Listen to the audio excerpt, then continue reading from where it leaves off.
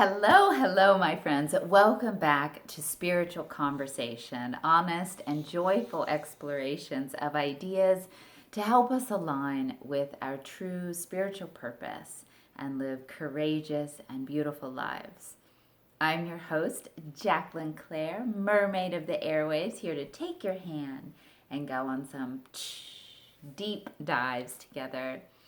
And today I wanted to revisit the idea of the inconvenience yet imperative of honesty.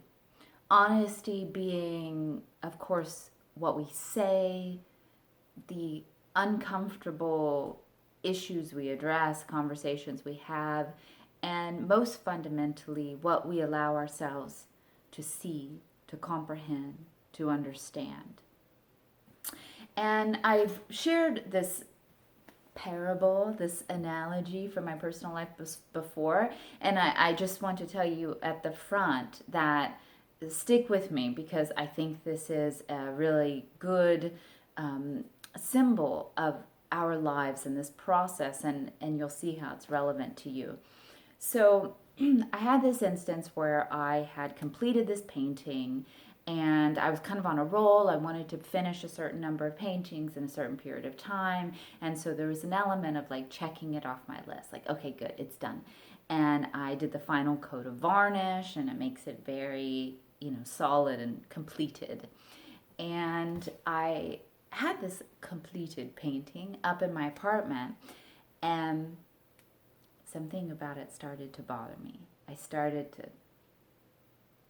see, not really wanting to see, that it didn't have this sense, this je ne sais quoi sense of integrity, harmony, balance. It's a feeling that I get when I know that a painting is completed. And I realized that it was close but not quite. And it was as simple as there was this orb. It wasn't even a moon. It was just a design element of this orb. And it was just not in the right place. It was just a little not quite right in the right place. And had it been a digital work, that would have been a very easy fix. But paintings are all in real life. They all are completely handmade. And everything is a slow, realistic, real life process of changing and addressing. And I kept seeing this piece, the corner of my eye, and it reminds me of uncomfortable issues we encounter in our life. We, start to uncomfortably realize like the sink isn't draining properly, and you don't want to think about it. You just like, I'm too busy right now. I don't want to think about what's going on wrong with the drains, or maybe there's an issue at work and either you feel there's some slight lack of integrity or ethics with the company that you work for, or maybe it's just that your personal ethics are not aligned with what the company represents, or there's something you're not looking at in your marriage or an intimate friendship, or there's some qualities in your child that are manifesting that you don't like but you don't want to address, or your dog is you think maybe walking a little funny, like all these like little things in life that are like that orb of mine that are just not quite in the right place. And you kind of want to just not look at it and not think about it, because to address it, you might find that it goes deeper, right? There's more to it. God forbid you find out there's something wrong with your dog. God forbid you discover that you have this expensive thing with your pipes you have to deal with. God forbid you have to quit your job, or go on the humbling process of finding a new one. All of those kinds of things. God forbid you address something with your spouse and you have to walk through such deep discomfort and disharmony, and you'd rather just say, you know what? My life doesn't have to be perfect. It's okay. And I could have said, you know what? I'm not going to do anything with this painting. Not all of my work has to be stellar, even by my own standards. I can just leave it as a check on the box that I finished it and pretend like I'm proud of it. But I couldn't, because that's not the relationship I want to have with my work, you know? And I decided, okay, I finally okay, I'm going to have to go in and try to fix this. I'm going to have to take this journey of the unknown into addressing this issue.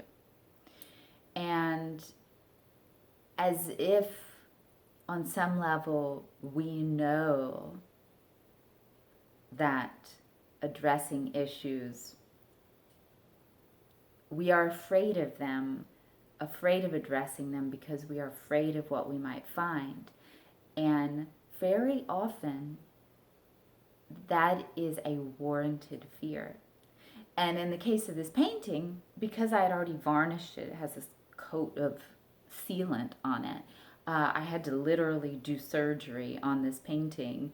And one thing led to another, and things were, kind of nail biting, not going very well. The chemicals started to react, different things started happening. There was a chance that I could have just ruined not just the painting, but the actual canvas. So it couldn't even be painted over and turned into something else. And it was like, why did I do this? Like, yesterday, this painting was basically done. And then I had to go and try to fix it. And now it's turning into this big mess. And everything was just so much better a few minutes ago, 24 hours ago before I started to do this. And I had another instance one time where my mom and I wanted to move to this cool West Texas town. And we'd been there several times over the years, and we were in a position to move, and we went out on a visit, and the weather was amazing, and just everything environmentally was just wonderful. But on the ground, boots on the ground, we kept encountering things that didn't feel right. And it was like, it's like we didn't want to see those things that didn't feel right, because there were so many things that would have been lovely about it, and we had these fantasies about it. But it just God wouldn't let us escape that. And at the time, when she and I admitted how we were feeling, that we love this place, we love the air, but something's not feeling right, we likened it to being engaged to someone, and soon before the wedding, you have some eye-opener where you realize you have these big conflicts that indicate it's not wise to move forward.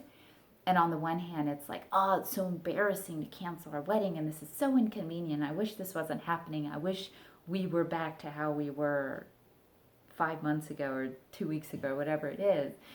But it's yes, it's inconvenient. Yes, maybe it's embarrassing or whatever, but it's actually such a mercy. Right now is the time. Yes, you have to cancel the wedding, and that stinks. But you don't just put blinders on and charge ahead forward. If God is giving you indications, universe, intuition, however you interpret those higher stirrings, those higher signs and directions in life.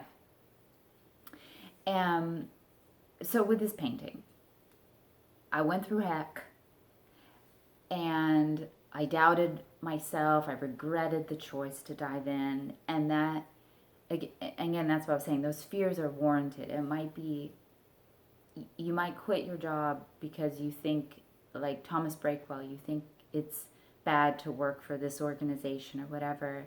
And then you're unemployed for 8 months, and you're like, gosh, maybe that company was unethical, but at least, I wasn't this stressed, and at least I wasn't having to borrow money from my brother or whatever it is, or, you start to address issues in your marriage, and then it leads to something in your childhood, and it leads to this, and it's just this big mess. And it would have been better just to lead a mediocre life and put on our blinders and not tell the truth and not try to address these things. In the case of my painting, I was able to resolve it, and I was able to, heal the ruptures from addressing the issue, and I was able to fix the issue. And now the painting, I'm very proud of it, and it gives me great peace. It's actually called Imagine Peace. And I'm not saying it's like going to be my most classic work or anything, but it resonates now. It has this cellular integrity. And so it is with our lives. And that's what I wanted to address in this, that an honest, nitty-gritty recognition of how inconvenient and how much it can suck to see and to tell the truth and to start addressing it. But we really, in truth, have no other choice, because it's what we are here for. It is what we are alive for, to grow towards God. And I think of it as a growing up towards the things that are higher, like a plant that grows up, but it's also growing in like coming into focus, coming into alignment with the will of God and the reality of God. And God is truth, and God is harmony, and God is the expression of integrity. So every effort we make to align with that is a move towards fulfilling the actual purpose of our lives. And any effort not to do that is materialism. That's choosing a form of material ease over the path of the spiritual warrior. And the irony is, of course, that we will not have ease taking that path. There will always be a thorn in our foot, and we can pretend it's not there and we can smile through it, but it'll just get infected and it'll just get worse. And it might appear to get worse if you go and get the tweezers and try to get it out. But in the long run, it's so much better, and we're so much more genuinely free. So that's my spiritual realism to today. It sucks sometimes. Just know that going into it, and know that God will help you. God will absolutely help you and be with you every step of the way. Every one of those 8 months when you are looking for a job and you're regretting the path of righteousness that you took, and you're even wondering, was that even righteous of me? I think, maybe it's just my ego, whatever. If you feel that that choice was in alignment with what is resonant and integrous and true for you, if addressing this health issue of your doggy, or these qualities your child's manifesting that you don't like, or this tension in your marriage, or your pipes, if you feel that that is the honest thing, you can allow yourself that, and you take the path of addressing it, put on the armor of God, and know you're going to get through it, and know that everything will be better because of it, in the long run and in the ways that matter. All right, my friends, thank you for taking this deep dive with me. I have missed you with all my heart and soul, and I will be back with more content, and I hope that you are more alert than the dog over here next to me. Until next time, my friends, I wish you the best for playing your unique part in making this world a better place. I'll catch you next time.